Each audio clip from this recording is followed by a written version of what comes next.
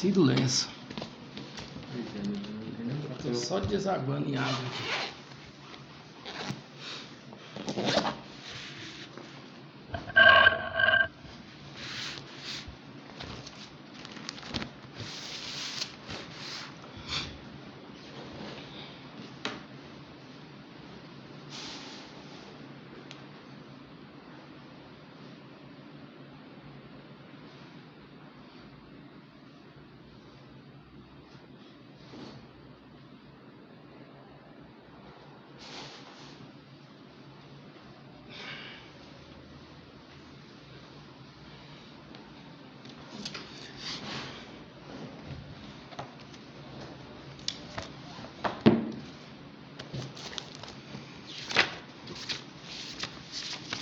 Posso iniciar? Já começou ou não? Já pode iniciar.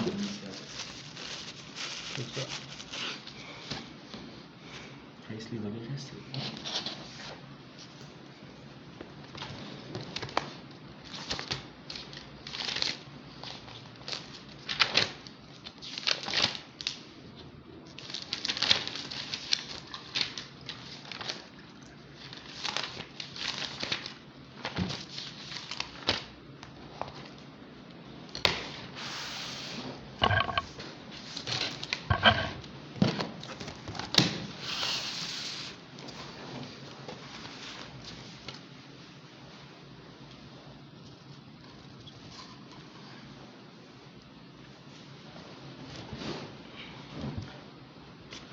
Aqui eu aperto para iniciar, né? Deixa eu só fazer esse ângulo aqui, tá vendo?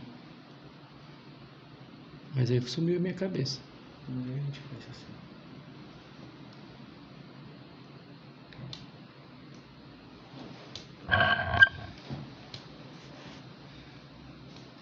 Vai trazer ele para aí. Pronto. Ok.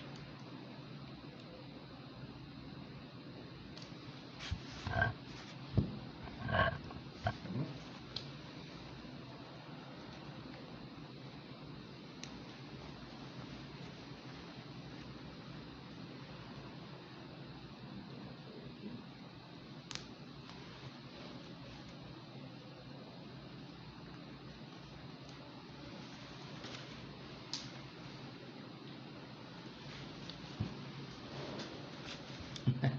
Começou? Vou começar, né?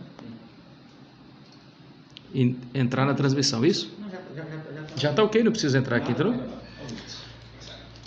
Muito bem.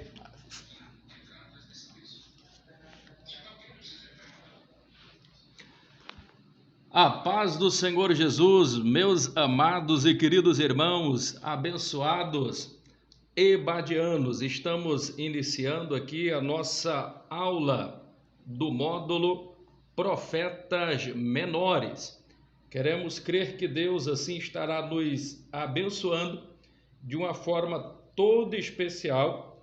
Estamos aqui para iniciar essa maravilhosa e abençoada aula com todos vocês. Estamos aqui tentando organizar aqui nos atrativos finais aqui para ministrarmos essa aula para vocês.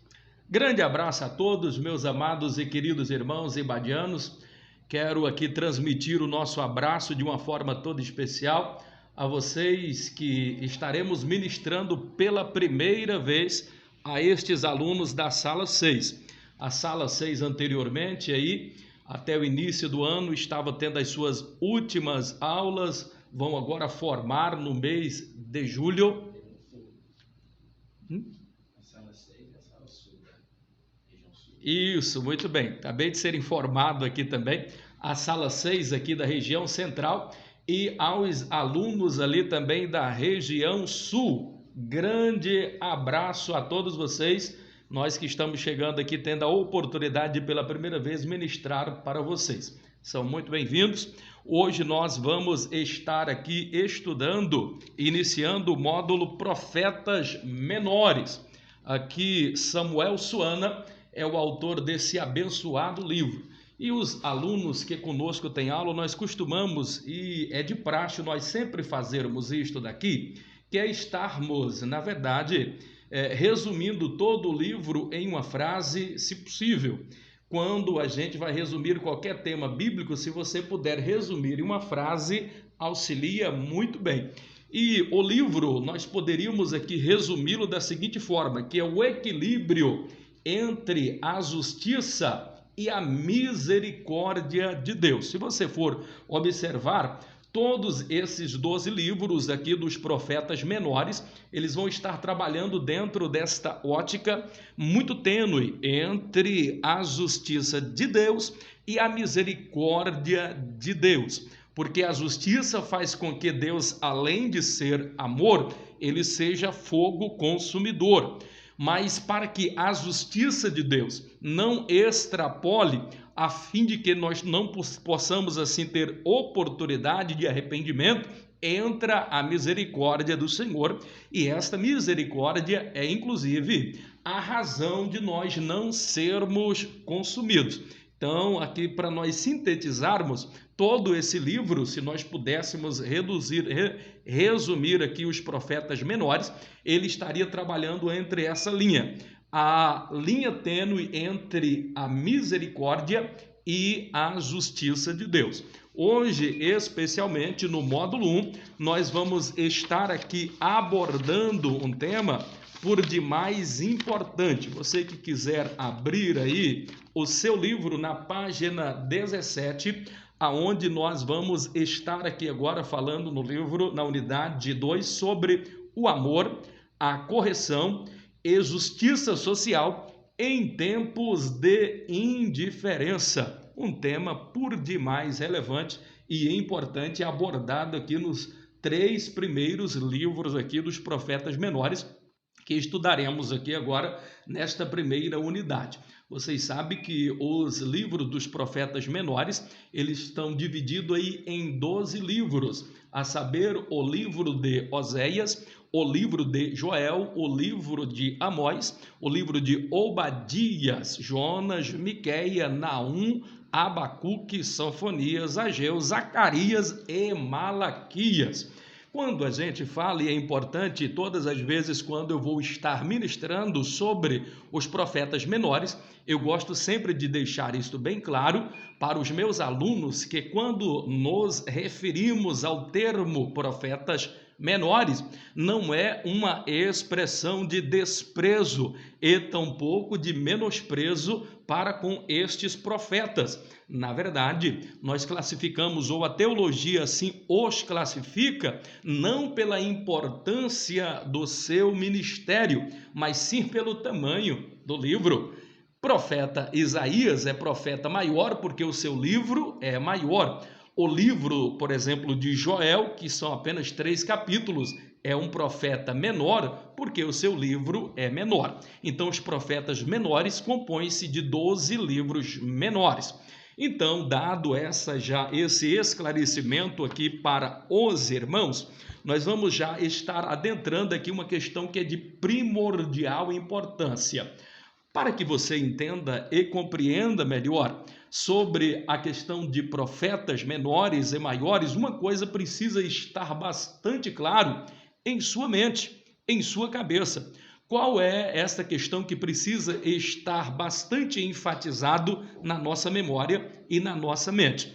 4 perguntas cruciais, elas são para a interpretação dos profetas maiores. E isso precisa estar muito claro na sua cabeça. Que 4 perguntas são essas? Essas perguntas nós estudamos na matéria de exegese bíblica.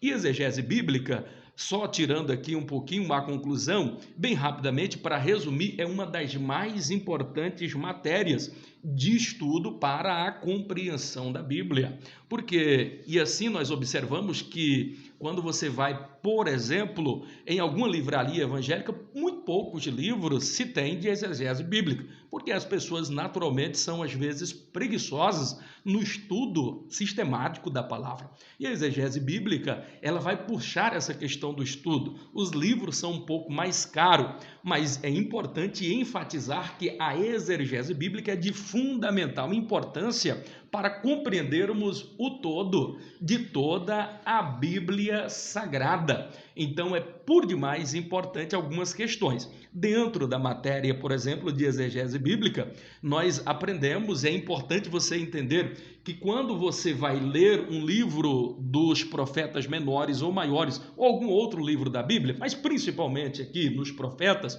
4 perguntas precisam estar em evidência dentro da sua mente, para você entender o conteúdo do livro. Quais são essas perguntas?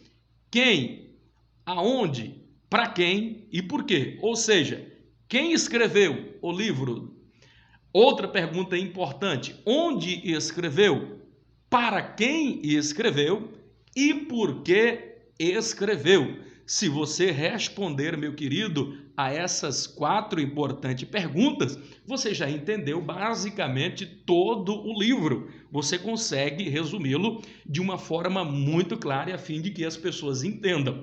Então, quando nós vamos estar estudando aqui, e você estudando em casa também, evidentemente que nós estamos aqui em uma aula que é online. É mais difícil do que estivéssemos aqui estudando, por exemplo, presencialmente, aonde nós podemos estar tirando as dúvidas da melhor forma possível. O horário é mais alongado, aqui o tempo é muito resumido, a gente precisa, de fato, realmente correr com a matéria.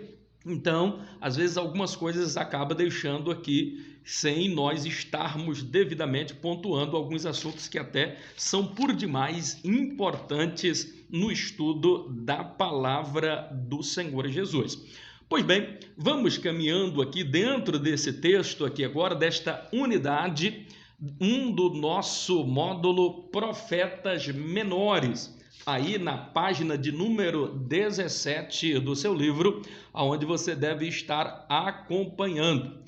Louvado e agradecido é o nome do Senhor Jesus. Queremos aqui cumprimentar de uma forma muito especial os irmãos que já estão aí online, a irmã Jussara nos dando a paz do Senhor, a irmã Rose Marie, Ari Divino também dando o seu alô, os nossos irmãos, os nossos alunos que estão aí chegando. Louvado e engrandecido é o nome do Senhor Jesus. Vocês que tiverem alguma pergunta e queira estar fazendo, pode estar fazendo aí online mesmo, aí nos enviando as perguntas aí. No final, se tivermos tempo hábil, vamos estar tentando responder na medida do possível a todas as perguntas dos nossos amados e queridos alunos ibadianos. Muito bem, o amor, a correção e a justiça social em tempos de indiferença. Que maravilha, que bênção! O amor é todo o retrato do livro aonde nós vamos estar estudando aqui em primeira instância agora. É o primeiro livro, o livro de Oséias. Ele vai estar falando do amor e, sobretudo, o amor incondicional de Deus. Nós vamos observar aqui de uma forma muito rápida como foi caracterizado este amor. Mesmo Israel sendo infiel, assim como a esposa de Oséias fora para com ele, nós, como um povo que servimos a Deus, vezes por outra erramos, vezes por outra pecamos e falhamos, e por causa deste amor, o amor incondicional da parte de Deus, é responsável de que nós não sejamos consumidos, e o amor de Deus nos abraça, o amor de Deus nos acolhe. A importância do amor, queridos, ela é de fundamental importância. Quando a gente fala de amor, Deus ele é amor. Se em teu coração, ou se em nosso coração não residir o amor, nós temos uma dificuldade muito grande, sobretudo no que se refere a termos uma característica dentro de nós de cidadão do reino do céu. Porque o reino do céu, a Bíblia nos diz que ele não é comida, ele não é bebida, mas ele é justiça. O reino do céu também é paz, o reino dos céus é alegria, o reino do céu, ele é amor. Se você não praticar a justiça, se você não tiver amor verdadeiro, genuíno dentro do seu coração, primeiro e acima de tudo para com Deus e depois para com os seus irmãos, você estará fadado a não ir para o céu. Por quê, pastor? Porque para ir para o céu, precisa ter amor, exercitar o amor, viver em união. É por isso que eu acho muito linda frases como, por exemplo, a de Franklin Otávio, quando ele diz da seguinte forma, que a união ela traz a força traz a vontade traz a esperança traz a paciência ela traz a sabedoria, e a sabedoria traz o amor, e o amor liberta a consciência. Perceberam? Tudo que começa com união vai terminar com amor. União com o Pai, união com os irmãos. Então, se você entender esse pressuposto, você entendeu todo o contexto da Bíblia. Todo o resumo em uma síntese que Jesus diz assim: amarás o Senhor teu Deus com toda a força do seu coração, com todo o seu entendimento, e o teu próximo como a ti mesmo. Você entendeu essas duas máximas, esses dois mandamentos, você vai entender toda a Bíblia. E se você entendeu isto daqui, você vai entender exatamente este amor de Deus presente aqui no livro de Oséias, porque ele é a essência deste amor, o amor de Deus em relação a nós, mesmo falhando, mesmo errando. É aquele mesmo amor que o apóstolo Paulo vai dizer assim: o amor tudo sofre, o amor tudo espera, o amor tudo supera. E supera de fato, ele supera uma raiva, ele supera uma mágoa. Alguém disse assim: pastor, eu passei por uma luta tão grande, como é que eu consigo perdoar alguém? Existe uma arma poderosa, meu amado e querido irmão, que ela vence qualquer barreira. O apóstolo Paulo nos ensinou, que é o amor, porque o amor tudo sofre, o amor tudo espera, o amor tudo perdoa. Se você está tendo dificuldade, então procure amar, simplesmente ame, e você vai conseguir perdoar. Porque quem ama de verdade, perdoa. Então isso é muito importante, e é por isso que Deus ele é caracterizado aqui nesse amor incondicional. Mesmo Israel não merecendo, ele nos amou, ele amou a Israel e assim nos perdoa a todo momento. A tônica aqui do livro de Joel, aqui, para que vocês entendam, estou fazendo um pequeno resumo aqui, para que vocês entendam toda a matéria, um preâmbulo, uma visão panorâmica, uma sinopse daquilo que estaremos falando. O segundo livro, ele vai estar falando da correção, que é o juízo divino. É o que vai estar falando, na verdade, aqui, o livro de Joel. Nos 3 capítulos de Joel, nós vamos estar observando essa questão, o juízo divino. É porque, às vezes, a gente tem essa nítida impressão que Deus ele é amor, que ele não corrige. Porque Deus é amor, ele não nos vai dar a vara da correção. Coloque isso na sua cabeça. Deus ele é amor, mas ele é fogo consumidor. Quando erramos, ele nos perdoa, mas haverá consequência. Ele nos corrigirá. Se não, vejamos o que é que nos diz a palavra de Deus em um texto bastante claro, lá em Hebreus, no capítulo de número 12, no versículo de número 5 a 6. Percebam, quando ele vai falar da seguinte forma: filho meu, não desprezes a correção do Senhor, e nem desmaies quando por eles fores repreendido. Porque o Deus a quem nós servimos, ele açoita a todo aquele a quem ele recebe por filho. Se você é filho, Deus vai lhe dar a disciplina. Então a correção ela sempre estará presente, bem como também sempre estará presente o amor de Deus. Aqui vai mais uma vez entrar o equilíbrio entre a justiça de Deus e a misericórdia de Deus, muito presente aqui no livro de Joel, no livro de Oséias e no livro também de Amós, que é o que nós vamos estar também estudando aqui nesta unidade 1, é o último livro onde nós estudaremos. E no livro aqui de Amós, ele vai estar falando sobre a justiça social ou a injustiça social em tempos de indiferença.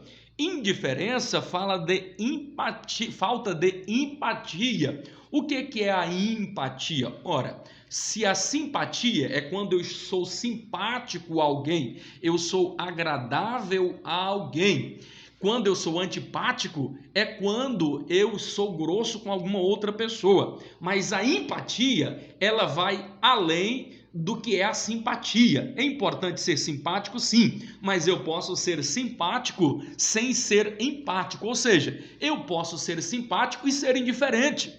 Quando alguém vem me contar alguma dificuldade, alguma luta que ele está tendo, quando ele diz, olha, irmão, eu estou passando uma luta por demais difícil, eu não sei se eu vou conseguir vencer. Eu estou passando uma luta tão grande que a vontade que eu tenho é de morrer. Uma pessoa simpático, ele vai sorrir, ele vai dar um abraço no seu ombro, não, Deus vai lhe dar força, fique tranquilo. Mas uma pessoa empática, ele vai além da simpatia, ele vai dizer, não, meu irmão, venha cá, eu te abraço, nós vamos lutar junto, porque tem pessoas que chegam e dizem assim, o Senhor é contigo, varão, Deus vai lhe abençoar. Que o Senhor é comigo, meu irmão, eu sei. Que o Senhor é comigo, eu tenho certeza. Eu não tenho dúvida disso. Eu sei que o Senhor é comigo. Eu estou querendo saber se você também é comigo. Se você está disposto a dobrar o seu joelho comigo, pagar o preço comigo. E uma pessoa empática, ele não está apenas disposto a dar um tapinha no seu ombro. Ele está disposto a orar com você, porque ele sente a sua dor. Essa é a característica de uma pessoa que é empática, que não é indiferente à dor do outro. Porque uma pessoa que tem empatia, ele consegue enxergar o outro com os seus olhos. Ou ele se enxerga, ou eu consigo olhar para você, me enxergando também em mim, vendo que você é passivo das mesmas necessidades. E assim como eu sofro com alguma coisa que acontece comigo, eu devo também sentir a tua dor. E se eu sinto a tua dor, se eu sofro com a sua dor, se eu me alegro com a sua alegria, fique alegre mesmo, porque você é uma pessoa empática. E é isso que Deus quer de nós, termos a empatia, mesmo em tempo de profunda indiferença, como era em Israel, mesmo no tempo em que nós estamos vivendo de uma profunda indiferença, aonde o individualismo é sobremodo presente na nossa sociedade. Mas Deus nos chama a este amor, um amor altruísta, um amor que se importa, um amor empático. Louvado, engrandecido é o nome do Senhor Jesus. Luciano Batista Machado Pereira aqui, ele está abrindo Marques, Aguiar presente, os nossos irmãos aí todos presentes. Louvado e agradecido. Vão fazendo as perguntas aí, irmãos, e nós, na medida do possível, vamos estar tentando responder. Pois bem, vamos caminhar aqui agora falando algumas coisas de primordial importância, fazendo aqui um resumo aqui do livro do profeta Oséias. Vamos estar estudando aí o primeiro desses livros, profeta Oséias.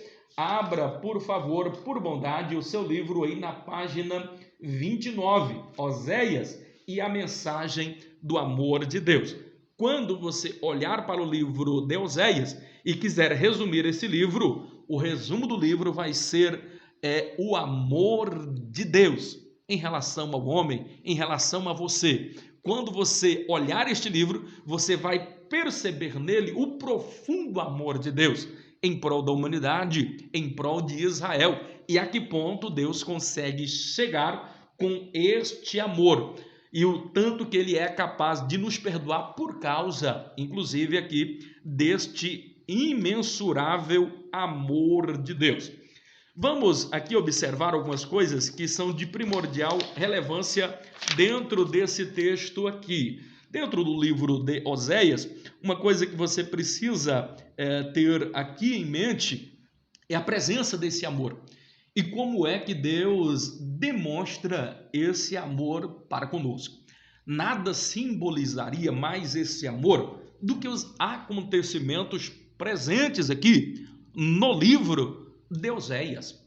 Muito pouca coisa se sabe a respeito desse homem, mas sabemos que o seu pai era Benri e ele, na verdade, era ali de uma tribo. O seu ministério, ele exercia o seu ministério de uma forma muito presente, muito clara, no tocante à presença do amor de Deus. Deus usa aqui este homem de uma forma sobrenatural.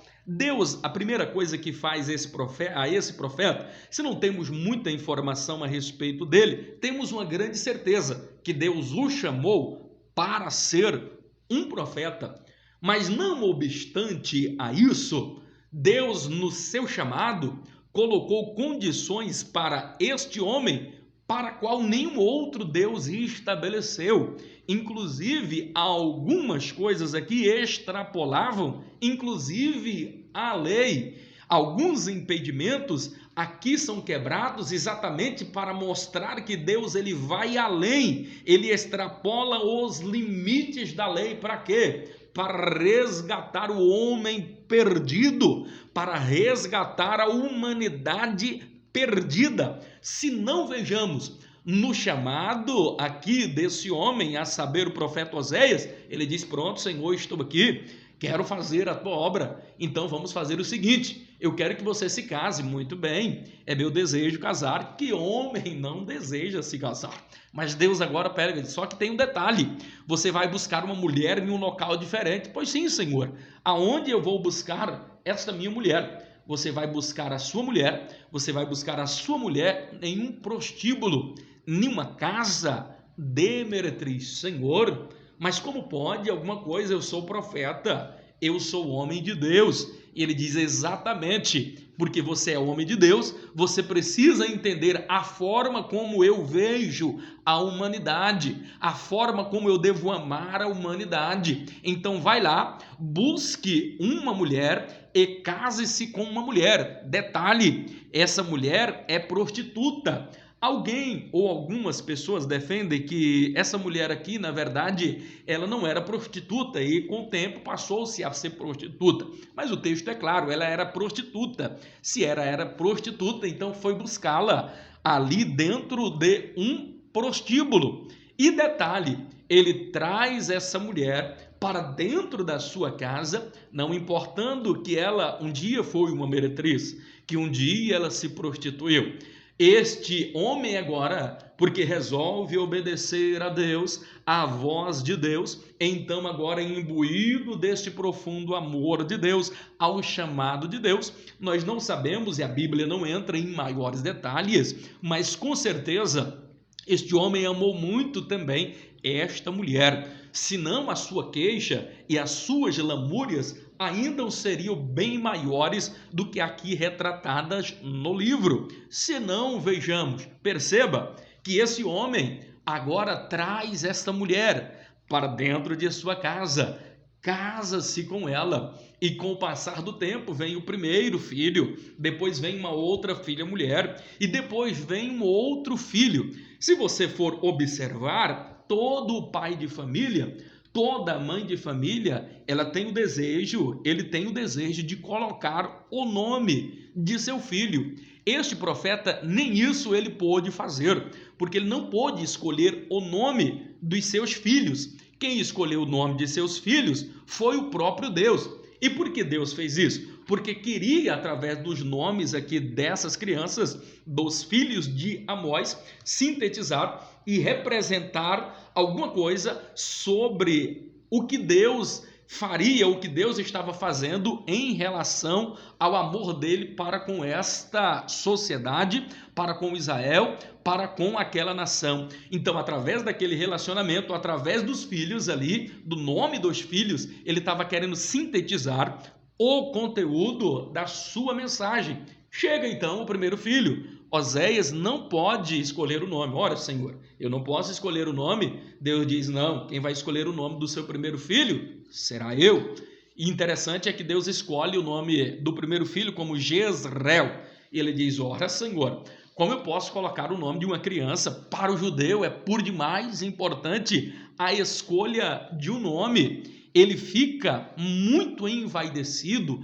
É para ele algo grandioso ele escolher o nome, porque, diferentemente da gente aqui, a escolha do nome lá em Israel, para ele significa muito. Porque para nós aqui, se nós achamos o nome bonito, nós vamos lá e colocamos. Não, todo judeu, a primeira coisa que ele observa ao colocar o nome é o significado do nome. E quando ele observa que Jezreel, ele vai observar e ele vai ter aqui a nítida certeza que aquele nome não era legal, porque o significado de Jezreel significa terra destruída, terra da morte, terra sem compaixão, então uma terra sem vida.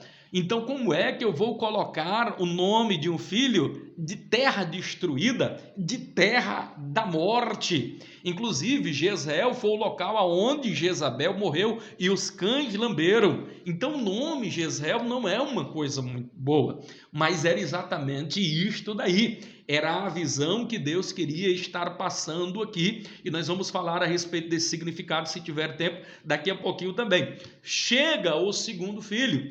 E qual é o nome que é dado a este segundo filho? Vem agora o nascimento da primeira menina. A mocinha que nasce agora recebe o nome de Lo-Ruama, que significa a minha misericórdia chegou ao fim. A minha misericórdia chegou ao fim, porque os pecados daquela mulher estavam cheirando mal às narinas de Deus, como os nossos pecados cheiram mal às narinas de Deus. Aí agora chega o terceiro nascimento, o terceiro filho, e agora Deus diz, olha, mais uma vez, você não vai colocar o nome, você dará o nome a este filho de Lo-Amim, porque o significado daquele nome estava dizendo assim, porque eu não sou teu povo, e você não é o meu povo. O que é que Deus estava querendo dizer com estas mensagens aqui? Perceba que quando Deus diz assim, da seguinte forma, quando ele chega ao ápice dele dizer, olha, vocês não são o meu povo e eu não sou o vosso Deus, é como que aqui o profeta também estivesse dizendo, e ele está indignado. Se você for observar no capítulo de número 1, do capítulo de número 2, o verso de número 1, o próprio apóstolo, o próprio profeta aqui agora, ele se indigna.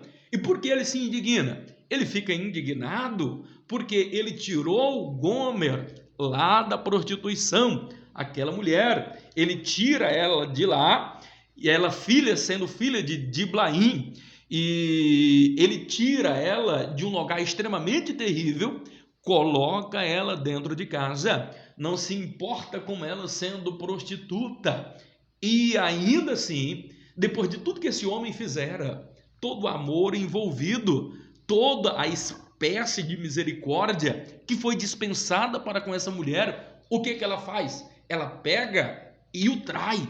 E ele vai demonstrar agora toda a sua indignação, dizendo agora para os seus filhos. Ele chegou ao ápice, a revolta tão grande, que ele já não escondeu mais os defeitos da mãe para os próprios filhos. E ele pega e diz, olha filhos, contendei agora com a sua mãe, porque eu não sou mais o seu marido, e nem tampouco é ela a minha mulher. Vai lá agora e vê se vocês conseguem convencer a sua mãe a abandonar todas as suas prostituição, a afastar do seio dela todo espírito de adultério. Olha o pai chegar ao filho a este ponto de dizer para os próprios filhos a condição e a degradação moral dessa mulher estava no ápice tão grande que ele agora conta aos filhos. E o interessante é que a sequência aí da narrativa vai nos mostrar que essa mulher ela não se arrepende. Ela vai dizer assim, olha, eu agora vou me encontrar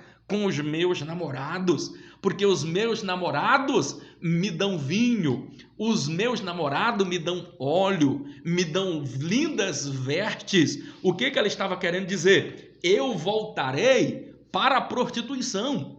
A impressão que nos dá aqui e que nos deixa bastante claro é que talvez até esses filhos não podemos nem dizer que na verdade fora aí desse homem, porque ela estava prostituindo, me parece, nesse período. Agora, depois de descoberto já de tudo aqui às claras, que o marido se revolta e conta e fala aqui tudo, e ela diz, não, agora eu vou para os meus namorados. Quer dizer, ela não abandonou as velhas práticas, continuou prostituindo, continuou adulterando. O que acontece? Essa mulher agora volta para a prostituição. E não obstante a isso, a sua degradação moral chegou ao ponto dela agora ser vendida como prostituta em praça pública. Diferentemente dos dias atuais em que a mulher, na sua degradação moral, que resolve ser prostituta, e esse é o ápice da degradação da mulher, quando ela é prostituta e vai para uma esquina e fica ali rodando uma bolsinha, oferecendo o corpo para os seus clientes. Então isso é o ápice da degradação moral da mulher, porque Deus não fez a mulher para esse tipo de coisa. Só que naquela época era diferente. A mulher não ia para a esquina rodar a bolsinha, ela ia em praça pública. Se a mulher nos dias de hoje vai para a esquina, em um local um pouco mais escondido, naquela época ela ia para a praça pública e ela tinha que vestir uma roupa, as suas pinturas denunciavam que ela era uma prostituta e ela era vendida como prostituta. Agora percebam, o ápice do amor de Deus é demonstrado aqui, porque mesmo essa mulher errando, mesmo essa mulher falhando, mesmo essa mulher traindo tão sordidamente o seu marido Oséias, este homem está indignado. Vocês perceberam o grau de indignação dele, de sofrência, de dor, de tão amargo que estava o seu peito, de tanta luta que ele passou por causa daquela mulher, porque havia uma percha na sociedade muito grande. Os profetas olhavam ele de largo. Como é que a Bíblia condena algo e agora esse profeta está se casando com uma prostituta, indo contrário aos nossos ensinamentos? Então, houve uma desconfiança sobre o profeta muito grande, mas ele tinha convicção do seu chamado, ele tinha certeza do seu chamado. Tem muitas pessoas que gostam do ministério, amam o ministério, ele acha que o ministério é só glamour, mas dentro deste ministério haverá espinhos, haverá agruras, haverá lutas e muitas lutas. Olha a luta que esse homem teve que passar, sobretudo a luta interior. Olha o sofrimento que esse homem passou. Depois de tudo isso, o que Deus faz? Diz assim: Oséias, eu sei que você está sofrendo. Eu sei que a dor que está no seu peito é sobremodo angustiante. Contudo, Oséias, eu quero que você perdoe essa mulher. Não obstante a isso, além de perdoar, eu quero que você agora vá lá em praça pública, aonde Gomer, a sua mulher que lhe abandonou, lhe rejeitou, voltou para a prostituição, eu quero que você vá lá e a compre.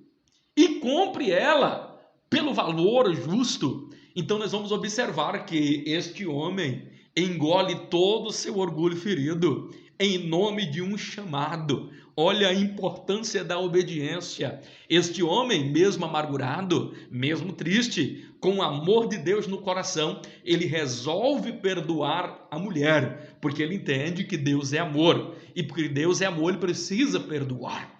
Ele perdoa mesmo com dores no coração. Ele vai lá, dá 15 moedas de prata, 1,5 quilo de cevada, e compra essa mulher e traz de novo para dentro de casa.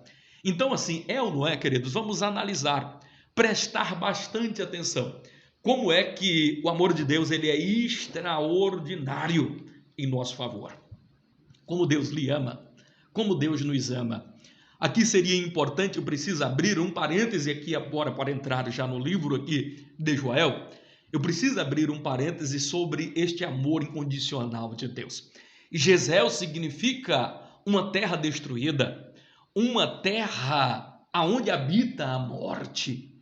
E assim também eu queria que você entendesse que lá na tua casa ou na tua família existe um Jezreel também, uma terra que fora destruída. De repente, essa terra que fora destruída é um parente seu, é um amigo seu. De repente é um irmão, um tio, uma tia, de repente um filho, eu não sei. Eu queria que você visualizasse, porque mesmo estando online aqui, eu sinto que estou sendo usado pelo Espírito Santo de Deus para lhe entregar este recado da parte do Senhor. Mentalize aí agora na sua mente aonde está o seu Jezreel. Algum parente teu, ou teu esposo, ou a tua mulher, ou os teus filhos, ou algum parente na tua família, que nesse momento ele é terra destruída. Que as pessoas olham para ele e dizem: esse acabou, ele está na degradação moral, a vida dele está destruída. O que será do ministério desse homem? Ele não chegará a lugar mais nenhum. Parece que a vida desse homem acabou. Parece que a vida desse jovem acabou. Quem é o teu parente? Quem é o teu amigo? Quem é o Jezreel que está perto de você e que você visualiza agora na tua mente, em que alguém olha para ele e que parece que já acabou? É como que o versículo do segundo filho dissesse assim: a minha misericórdia chegou ao fim. Parece que a misericórdia de Deus chegou ao fim para essas pessoas. Parece que a misericórdia sua até também já chegou ao fim, porque você chegou ao seu limite. Você já não consegue mais, de tantas vezes que perdoou, de tantas vezes que você viu essa pessoa errando, falhando. A própria sociedade já não acredita mais nele. Você já não acredita mais nele. Quem é o teu Jezreel? Quem é essa terra prometida que você conhece agora, que você visualiza? Eu quero dizer para você: se a tua misericórdia chegou ao fim, se a misericórdia das pessoas chegou ao fim, eu gostaria de vos dizer que a misericórdia de Deus alcança esta pessoa, vai alcançar esse Jezreel da tua família, em que ninguém mais acredita, em que ninguém mais tem esperança dele, porque o significado do termo Jezreel é terra destruída. Quem sabe na tua família tu tem esse Jezreel que fora destruída, aniquilada a sua moral, destruída tudo aquilo que ele tinha de bom. Eu tenho um bom conselho, ou eu tenho uma boa notícia para dizer para vocês, meus alunos, para vocês transmitirem para esses seus familiares, para você transmitir para estas pessoas. O que é que eu tenho para transmitir? Eu tenho uma boa notícia, é que Deus, ele é perito em transformar vaso quebrado, pastor Ribamar, que acabou de chegar aqui em nosso estúdio.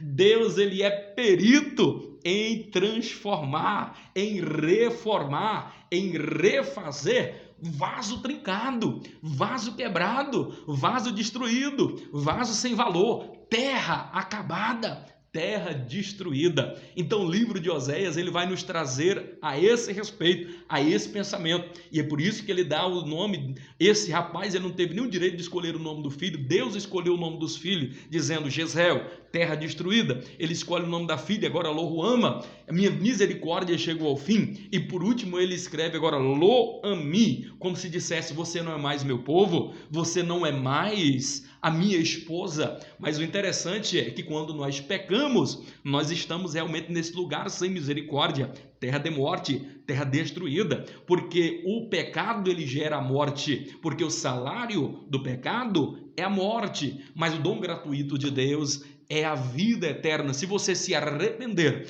ele mais uma vez lhe recebe como filho. Então isso é por demais importante você entender todo este conteúdo. Louvado e agradecido é o nome do Senhor Jesus. O professor já acaba de chegar aqui e eu preciso já acelerar, falar muito rapidamente aqui sobre os dois últimos livros, só sintetizar.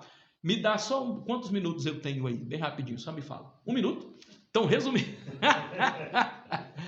Resumindo aqui, meus amados e queridos irmãos, essa parte aqui, finalizando, só para resumir aqui, o livro de Joel, ele vai falar sobre a questão do juízo divino.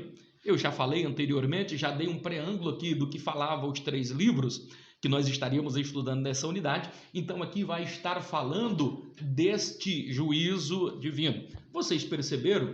E no capítulo 1 de Joel vai estar falando de uma invasão de gafanhotos. Alguns estudiosos aqui acreditam que o livro de Joel, ele fora escrito no século 5 a.C. e outros defendem que foi no século 9 a.C. O nosso livro Ibade, ele vai inclusive dizer que foi no século 9. Se foi no século 9 aqui, então isso é mais importante ainda, o teor do cumprimento dessa profecia. porque quando chegou em meado do século V, realmente a terra foi invadida, a terra de Israel, ela fora invadida ali por gafanhotos. E o interessante naquele período ali, que Israel estava sofrendo muito naquela época, ela sofria uma grave crise econômica. E qual era essa grave crise? Provocada, inclusive, por causa desses gafanhotos. Percebam que o principal recurso de Israel naquela oportunidade era a agricultura. Percebam que para haver oferta de manjares ali no templo, precisava da agricultura. As ofertas de manjares, a oferta de cereais. Então o culto estava sendo prejudicado por causa dessa grave crise, que os gafanhotos, tudo que era plantado, eles vinham e comiam. Quer ver uma outra crise? Já havia, Israel estava sofrendo há alguns anos com a crise de chuva. Não estava chovendo em Israel no século 5 antes de Cristo, o que torna ainda mais perfeita e incrível a profecia aqui de Joel. Então, o interessante é observar também, e aqui não vai dar tempo para nós tratarmos em uma outra aula, por exemplo, se estivéssemos falando aqui na escatologia bíblica, nós levaríamos isto aqui para o tempo do fim, porque Joel, ele faz aqui uma referência, e aquilo que é aplicado para o tempo de Israel naquela época, ele também traz à memória que isso aconteceria também nos tempos do fim. Agora, recentemente, pela televisão, fora por diversas vezes noticiada estes gafanhotos e chegaram aí perto do Brasil e tantas pessoas falaram sobre isso. Precisaria, e eu qualquer dia desse em meu canal vou estar falando especificamente sobre esta invasão de gafanhotos aqui. Algumas pessoas falam, tem alguma coisa bíblica, tem alguma coisa a ver com sinais da sua vida? Não é o fórum aqui pertinente, em um outro momento falaremos mais a respeito disso. Mas essa é a tônica aqui do livro de Joel. Então, mais uma vez, fica evidenciado aqui a síntese de todo o livro, que ela vai trabalhar entre a misericórdia de Deus e a justiça de Deus, observando sempre esse equilíbrio. Para finalizar, e não temos mais tempo para conjecturar, termino aqui, sobre o livro de Oséias. É importante você ficar sabendo e entender a respeito do livro aqui, não de Oséias, mas de Amós, perdão, o último livro, esse homem boiadeiro, que Deus o chamou para essa importante missão. Percebam que ele, mesmo nascendo em Judá, sendo da tribo ali de Judá, provavelmente de Jerusalém, este homem, ele profetiza para o reino do norte. E o interessante é que no reino do norte, a capital era Samaria. E lá no capítulo de número 4, e eu finalizo aqui, capítulo 5, capítulo 6, Deus vai trazer uma narrativa de como é que estava a situação daquele povo. Só falo sobre isso e finalizo porque não temos mais tempo para conjecturar. A situação daquele povo, da nação, do povo ali de Israel, do reino do norte, a saber ali da sua capital Samaria, a situação política era terrível. Por que a situação política era terrível? Porque estava tudo corrompido. A condição também econômica era degradante. Por que era degradante? Alguém pode dizer, ora pastor, mas esse período foi um período em que Israel viveu um dos seus apogeu financeiro. O rei Jeroboão estendeu os seus filactérios, estendeu as suas tendas e estava uma cobertura totalmente grande, muito grande mesmo. O reino tinha se expandido, as tribos viviam uma grande prosperidade.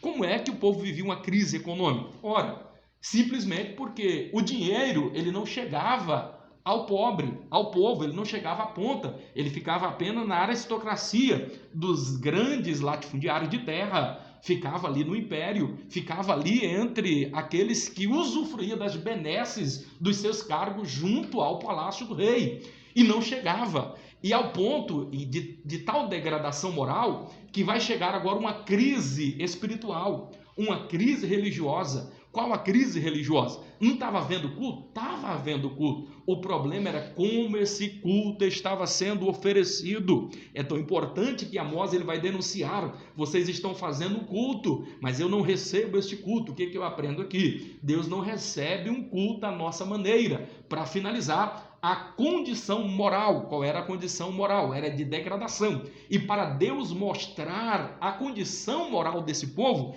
ele vai simbolizar em uma simples palavra, de que o homem era se comportando como touro de Bazã e as mulheres como vacas de Bazã. Alguém pega e diz: mas vaca de Bazã é muito maravilhoso, ficava ali nas montanhas de Golã, no extremo norte ali do Rio Jordão, naquela planície maravilhosa, e as vacas de Bazã eram as mais caras. As vacas de Bazã eram as vacas mais bonitas, os touros mais bonitos, inclusive todos os concursos de beleza, quem ganhavam eram essas vacas. Todo o império alimentava-se, inclusive toda a rota imperial passava por ali, porque a carne dessas vacas eram as mais nobres, ela alimentava a aristocracia. Então Deus, em vez de xingar, Deus está elogiando este povo? Não. Sabeis o que é que Deus estava querendo dizer assim? Olha, vaca de Bazã, touros de Bazã. Ele estava querendo dizer da seguinte forma: olha, vocês estão engordando com o pecado, vocês estão se embelezando, porque as mulheres viviam culto ao corpo naquela época, como que nos dias de hoje também. De homens parece que são metrosexual, que arruma o cabelo, que penteia o cabelo, homens que estão passando aí pó de arroz na cara, uma série de coisas, não é, irmão Paulo? Então, naquela época, o negócio estava complicado. O culto ao corpo era algo terrível, meus amados e queridos irmãos. Então, Deus estava denunciando e estava dizendo: olha, vocês estão adulterando, estão profanando. Em vez de adorar a Deus Jeová, vocês profanaram o culto, porque para dentro do culto vocês estão adorando a Baal, vocês estão adorando a Dargon, a deuses de outra nação, e os seus pecados têm cheirado mal. Vacas de Bazã. Ele está dizendo: olha, você engordou, você está bonita, mas está chegando a hora do abate. É quando ele vai dizer assim: prepara-te, ó Israel, para encontrares com o Senhor teu Deus. E eu termino aqui, senão vão me bater aqui, porque meu horário já extrapolou. Grande abraço a todos os nossos irmãos ibadianos. Espero vocês na próxima aula. Vou chegar um pouco mais cedo, se possível terminar a aula, começar a aula um pouco mais cedo, para a gente ser mais produtivo. Não teremos tempo aí para responder alguma pergunta que porventura vocês tenham feito, mas no individual vamos estar respondendo. Para tanto, quero fazer um pedido aqui online. Se você ainda não adicionou o meu número lá no grupo, adicione, coloca lá o meu nome, porque a gente vai fazer uma lista de transmissão, e quando a gente envia algum recado na lista de transmissão, se você não tiver salvado lá o meu nome, o meu recado não chega até você. Então, por gentileza, adicione o nosso número aí, para quando a gente precisar entrar em contato, fica mais fácil. Grande abraço a todos vocês. Terminamos por aqui a nossa aula. Um abraço no coração. Deus vos abençoe de uma forma toda especial. Amém.